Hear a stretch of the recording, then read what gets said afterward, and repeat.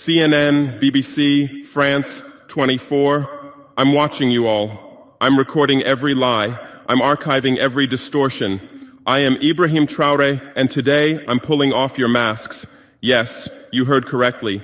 I, whom you call a young military junta leader, whom you brand as a dangerous radical, whom you serve up as an anti-Western dictator, am now telling you the truth. And this time you cannot turn off your microphone. In a continent shaped by tradition and turmoil, one man's sudden rise caught the world by surprise.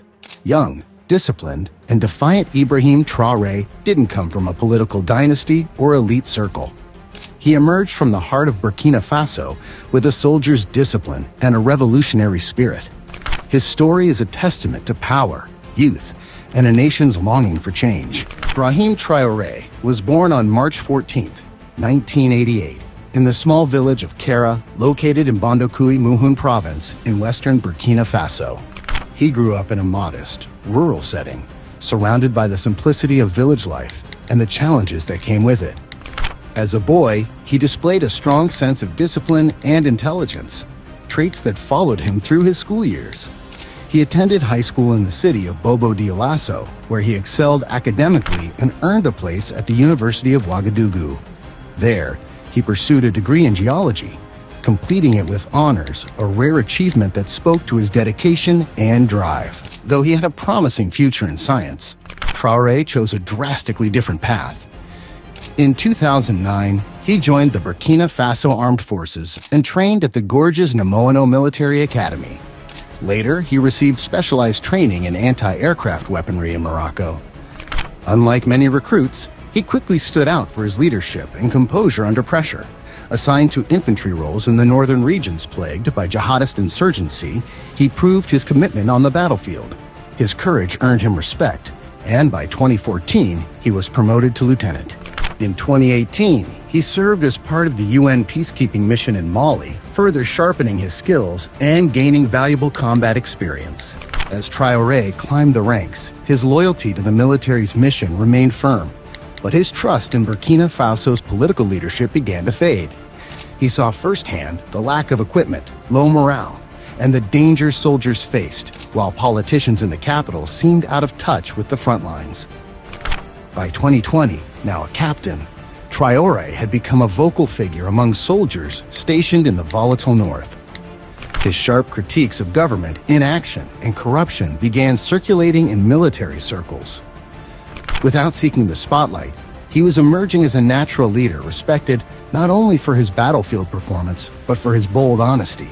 The instability gripping Burkina Faso came to a boiling point in 2022. After supporting a coup in January that installed Paul-Henri Damiba as president, Traoré found that little had improved. Frustrated once more, he led a second coup on September 30th, 2022, removing Damiba from power. His swift and strategic action marked the beginning of a new regime under the banner of the Patriotic Movement for Safeguard and Restoration. On October 6th, he officially assumed the role of interim president. He promised a return to democratic rule through elections by July 2024, but not before addressing the nation's deep-rooted security issues. As president, Traoré wasted no time in reshaping the country's direction. He distanced Burkina Faso from its long-standing relationship with France and began forging closer ties with Russia. Domestically, he expanded the Volunteers for the Defense of the Homeland, a civilian militia force, increasing its numbers to almost 100,000. This grassroots security effort gained him support in rural areas, but it also drew criticism for escalating tensions and encouraging unchecked violence. His decisions signaled a bold new stance, one that prioritized sovereignty, nationalism, and self-reliance, but also one that risked further isolating Burkina Faso on the international stage. In April 2025, Ibrahim Traoré publicly declared his personal net worth at just $128,566 and refused a proposed salary increase, two rare moves that reinforced his stance on transparency, modesty, and anti-corruption. In a region often plagued by leaders accused of enriching themselves, his actions drew both praise and skepticism. Whether viewed as genuine humility or strategic symbolism, they strengthened his image as a disciplined, people-first leader. From the dusty roads of Kara to the halls of presidential power, Traoré's rise has been marked by ambition and contrast. As Africa's youngest head of state, the choices he makes now will define whether he becomes a symbol of lasting reform or another chapter in a familiar cycle of power and promise.